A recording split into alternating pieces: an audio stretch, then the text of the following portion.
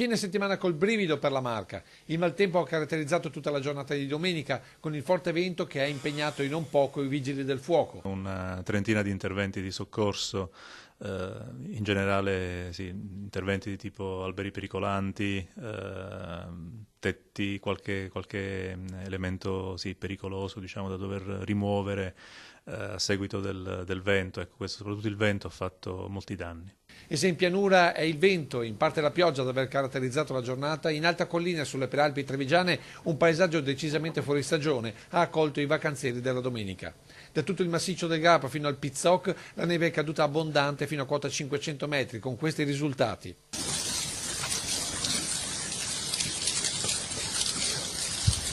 Qui siamo lungo la strada per il Pian del Cansiglio, con diversi automobilisti sorpresi dalla neve senza né gli adeguati pneumatici e nemmeno le catene con questi risultati. Uno spettacolo che i più attrezzati non hanno voluto però perdere e le immagini della piana battuta da una fitta nevicata il 5 maggio rimarranno indelebili nei ricordi. Inizio maggio così non si era mai vista la neve, bellissima, bellissima. Quali sono state le difficoltà? C'erano degli spazzanevi, le strade erano pulite? Insomma, da appena prima della Cosetta abbiamo trovato la neve in mezzo alla strada, c'erano anche i pompieri che liberavano la strada da qualche ramo caduto dal peso della neve e c'era uno o due spazzaneve, sì, però con le gomme da neve io con la macchina 4x4 non ho avuto problemi ad arrivare fin qui.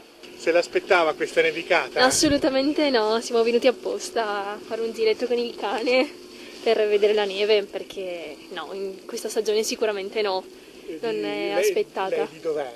Viviamo qui vicino, a Sarmede, sì, un paese qui vicino, però non ho ricordi di questa nevicata in questo periodo, sicuramente no.